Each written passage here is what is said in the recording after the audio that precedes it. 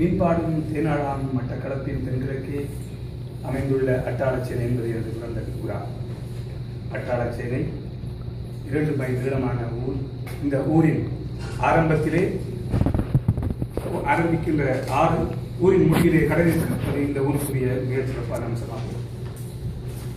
அட்டாளச்சேனையில் Arabic கல்லூரியும் ஆசிரியர் பயிற்சி கலாசாலையும் தேசிய பயிற்சி கல்லூரியும் அமைந்துள்ளது.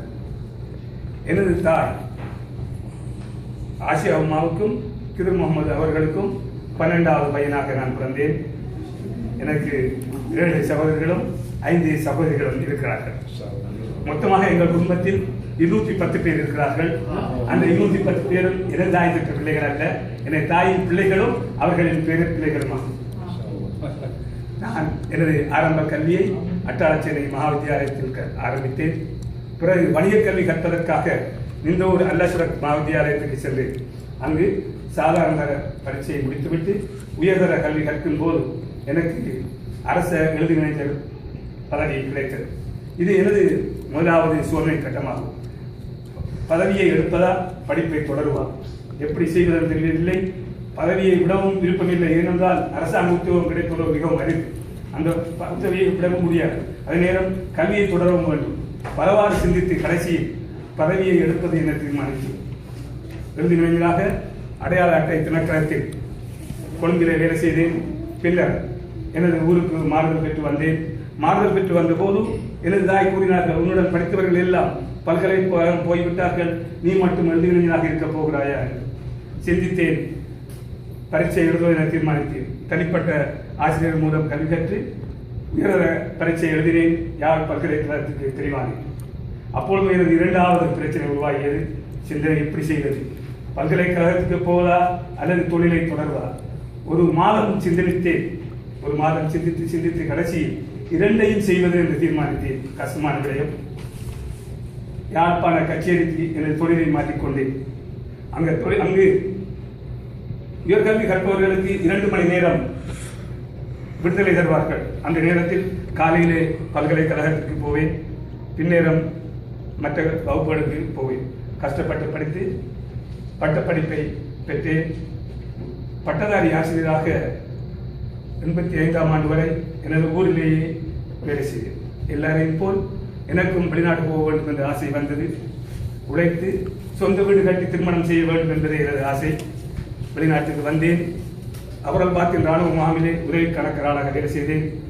அங்கு வேலை செய்யும் சந்தர்ப்பத்திலே சவுதி ஆக்களுக்கு முதலிடம் கொடுக்க வேண்டும் என்ற காரணத்தினால் அங்கிருந்து மாற வேண்டிய நிலைமை ஏற்பட்டது. அங்கு வேலை செய்த ராணுவ மேலதிகாரியின் நிறுவனத்திற்கு நான் மாற்றம் பெற்றேன். நான் நினைக்கிறேன், அரசாங்கத்திலிருந்து மாற்றம் பெற்ற ஒரே ஒரு ஆள் நானாகத்தான் இருக்க முடியும். மற்ற எல்லாரையுமே அவரவர் நாட்டுக்கு அனுப்பிவிடுவார்கள்.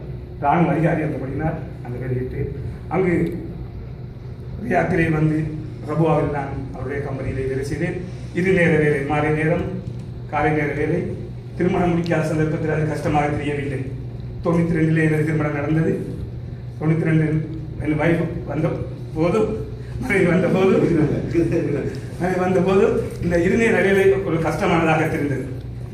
முதலாளியிடம் கதைத்து நான் அங்கிருந்து மாற்றம் பெற்றேன்.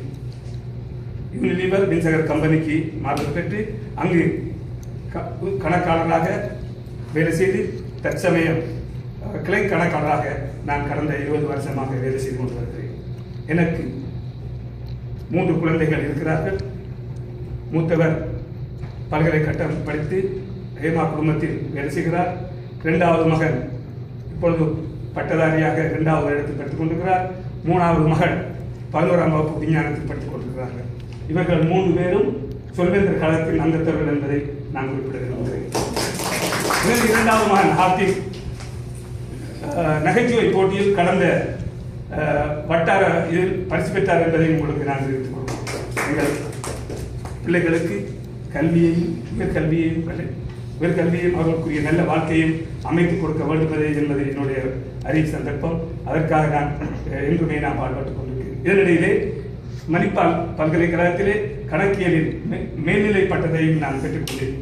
அந்த பட்டத்திலே இருந்து எனக்கு நிறைய அனுபவங்களும் உதவியாக தொழில் சம்பந்தமான உதவிகள் உதவியாக இருந்தது. வாழ்க்கை தமிழ் வளர்க்க சொல்லி வந்திருக்காங்க.